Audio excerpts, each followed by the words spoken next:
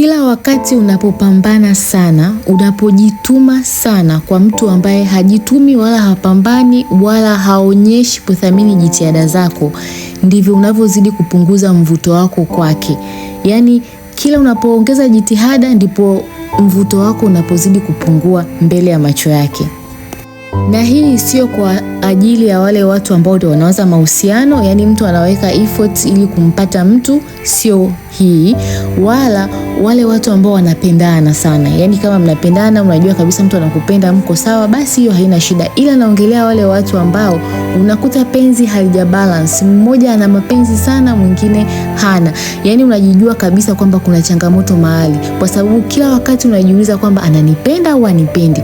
Mbona kanijibu hivi? Mbona kama hajali? Mbona kama hanithamini? Mbona haonyeshi jitihada? Kwenye mahusiano kama haya, unapozidi kupambana ndipo unapozidi kuonekana kituko, ndipo unapozidi kuonekana hauvutii. Na hii ni kwa sababu unapopambana tu tayari inaonyesha kwamba kuna shida mahali, ndio maana wewe unapambana sana. Inaonyesha kabisa kwamba umekataliwa, inaonyesha kabisa kuna viashiria vya kutokuwa na usawa, ndio maana wewe unatumia nguvu kubwa.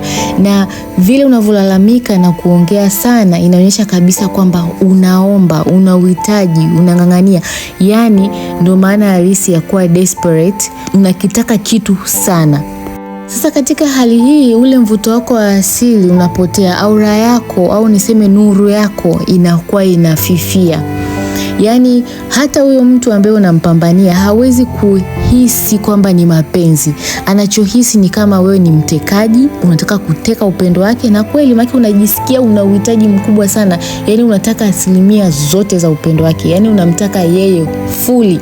Kwa hiyo anahisi kabisa kwamba wewe ni kama mtekaji, ni kama mwizi, ni kama mnyang'anyi, ni kama mporaji. Maki unataka kupora upendo wake kwa nguvu.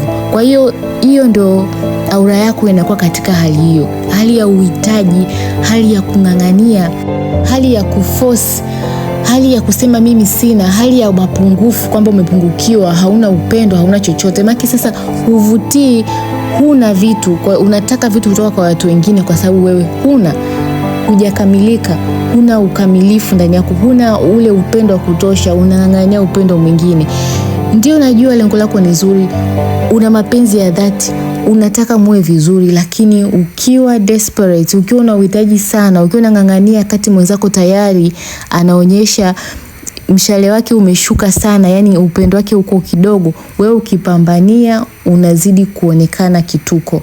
Yani kwanza tayari mtu hana upendo sana labda, au haonyeshi jitihada sana kwako, au hakuthamini kiasi hicho. Alafu wewe unaendelea kumuonyesha mapenzi sana, unajilazimisha kumuongelesha sana, unamtumia voice note za kulia na kumbembeleza, unapiga simu kila saa, unatuma message kila wakati, unatafuta kila mtu akaongee na huyo mtu, unaforce sana hiyo issue. Ndivyo unavyofanya aendelee kukuchukulia poa. Maana tayari upendo wake ni kidogo kama nilivyokuambia, afu wewe unampa zaidi, unapambana kumlazimisha akupende.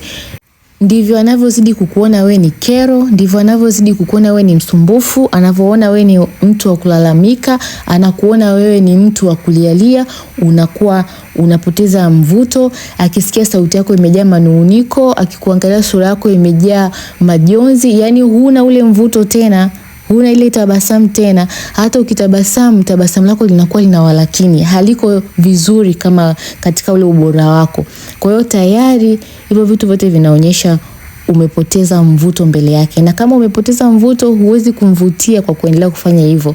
Lazima uanze kujitengeneza tena wewe. Lazima wewe uwe sawa. Uhakikishe mienendo yako, mambo yako, vitu vyako vyote unavyovifanya vinakujenga kuwa bora, vinakuweka katika hali ya utulivu. Kila mtu anavutiwa na utulivu. Mazingira yote yenye utulivu, watu wenye utulivu, watu wanaojipenda, watu wanaojikubali, wanaojithamini, ndio watu wanaovutia sana. Lakini watu wanaobeg, wanaoombaomba, kulialia, kung'ang'ania, Yani ni kama vile maisha yako hayawezi kwenda bila huyo mtu, au watu wanaotishia kwamba wewe huwezi kuishi bila huyo mtu. Haivutii, inazidi kukufanya uonekane wewe huna thamani. Na hakuna mtu anataka kitu ambacho hakina thamani. Kila mtu anataka kitu expensive, kitu cha gharama, kitu kinachovutia, kitu kinachojiamini. Kwa hiyo usije ukajidanganya kwa kulialia na kung'ang'ania sana, kupambana kupita maelezo, kutakufanya kwamba sasa huyo mtu akupende. Na kama tokea mwanzo umewekeza sana kwake, umejitahidi sana, lakini mtu anaonyesha kwamba yeye hana muda na wewe, ukiendelea ni atakuchukulia poa, atakutumia tu na utaendelea kuumia, utaendelea kulia. Hii ni tofauti kwa wale watu ambao walimuumiza mtu mwanzo, sasa wanataka kurekebisha. Wewe kurekebisha hutaki kumnunia, unatakiwa ujitahidi sasa kumwaminisha tena mtu aweze kuwa na imani na wewe. Lakini wewe umeshamwaminisha mtu sana, umejitahidi sana, lakini yeye anakuchukulia poa. Kuendelea kufanya hayo mambo ni kumfanya aendelee kukuchukulia poa zaidi, ni kupoteza mvuto wako sana. Kwa hiyo katika vitu ambavyo unatakiwa uvilinde kwenye maisha yako ni kulinda brand yako, yani usishushe hiyo brand. Utajitahidi kufanya vitu vya kurekebisha mahusiano yakae sawa, lakini unapoona kabisa kwamba hii nimeshindwa, hii ninajitoa sana, hii ninadharaulika sana, basi heshimu brand yako, iinue tena brand yako, maana imeshaanza kuchukuliwa poa. Iinue tena, ipendezeshe tena, irudishie tabasamu tena, irudishie haswa hali ya utulivu. Kama nilivyokuambia, kila mtu anavutiwa na watu wenye utulivu. Ukiwa na utulivu, manake hata aura yako inakuwa imepoa. Aura yako ina shine vizuri. Haina majonzi, haina misukumano, haina hali ya unyang'anyi, hali ya kuteka, kung'ang'ania, inakuwa katika utulivu. Utulivu unavutia mtu kuja kukaa hapo atulie na wewe. Utulivu unavutia mtu aje awekeze kwako. Utulivu unavutia mtu akuamini, mtu aone kwamba wewe ni wa maana ukiwa katika ile utulivu. Kwa hiyo kama unataka thamani yako ipande, unataka huyo mtu akuone wewe ni wa maana, unataka huyo mtu akuhitaji tena kwenye maisha yake, unataka huyo mtu asikuchukulie poa endapo akipata tena nafasi ya kuwa na wewe kwenye maisha yake, unataka huyo mtu isiwe kwamba wewe ndio unayemchase, unayemkimbilia, unayemng'ang'ania, bali yeye ndio aanze sasa kukufuatilia wewe na kukuhitaji tena, ni lazima ubadilishe mfumo mzima ambao umekuwa ukienda nao. Kulia ni kutafuta huruma, ni kutafuta kuonewa huruma, na hiyo haimaanishi kwamba huyo mtu atakupenda. Ataweza kukuonea huruma siku 2-3, lakini bado ataendelea kukudharau. Kwa hiyo usitumie silaha ya kuonewa huruma ukajua kwamba utapata upendo kwa kuhurumiwa. Upendo lazima uflow natural, na upendo unakaa sehemu yenye utulivu. Upendo hauambatani na vurugu hizo ambazo unakuwa umejiwekea tayari kichwani mwako. Mawazo mabaya, hofu, kung'ang'ania, kupambana, yani yote hayo yanafanya ule upendo kuflow kutoka kwako kwenda kwa mtu mwingine, zile connection ziwe zimekaa kimya, zimetulia, kwa sababu hayo mengine yanakuwa yana nguvu ya kurukaruka kwenye aura yako. Lakini ukiaondoa hayo mengine ukaweka utulivu, basi utaweza kuattract watu wazuri, vitu vizuri, hali nzuri kwenye maisha yako. Jitahidi sana usiwe desperate kwenye chochote. Hata kama ni unatafuta mahusiano, usiwe katika hali ya kupambana kweli kuyatafuta. Kaa vizuri, jiweke vizuri, jiamini, yatakuja yenyewe, mahusiano yatakuja kwenye sehemu yenye utulivu. Wewe mwenyewe ni shahidi mzuri kwamba kama kung'ang'ania, kupambana, kulia sana, kuongea sana, kujielezea, kutangaza kila sehemu, kuomba kila mtu akusaidie, kumekusaidia kumfanya huyo mtu awe wa kwako, kumesaidia kumfanya mtu aongeze upendo, basi endelea na hivyo vitu. Lakini kama hakuja kusaidia, jua kabisa kwamba hiyo system inabidi uivunje, uiache, na uanze kujenga wewe, uanze kujenga utulivu kwanza kwenye maisha yako. Lazima uwe katika hali ya utulivu ili uweze kuvutia, kwa sababu ukiwa na maumivu ya mapenzi unakuwa kama mtu aliyechanganyikiwa. Yani una stress, hofu, ni mchanganyiko wa vitu vingi, uoga, kuwaza mabaya, kuamini mabaya, kujiona ufai, kujiona kwamba wewe ni dhaifu, kujiona kwamba wewe sio mzuri. Yaani mkusanyiko wa vitu vyote hivyo vinazima aura yako, vinazima mvuto wako. Yaani unakuwa huvutii. Yaani hata huyo mtu wako unaenda kumlilia anakuona wa ajabu. Kwa hiyo usiendelee kuwa wa ajabu mbele ya macho ya mtu. Najua kwamba inauma, najua kwamba ni uchungu, unajisikia vibaya, lakini siwezi kukushauri uendelee kukaa katika hali hiyo. Maana hiyo hali haitakusaidia, wala malalamiko hayatakusaidia. Malalamiko yanadhihirisha tu kwamba wewe ni jinsi gani haujiamini, ni jinsi gani hauvutii, umepoteza mvuto, ni jinsi gani umepoteza mwelekeo. Malalamiko yakizidi unakuwa kero. Ndio maana unaambiwa kabisa kwamba wewe ni mtu wa kulalamika. Ni kweli wewe ni mtu wa kulalamika. Mtu hawezi kupata muda wa kuwaza kwamba wewe unalalamika kwa sababu mimi nimemkosea, kwa sababu nimefanya hiki.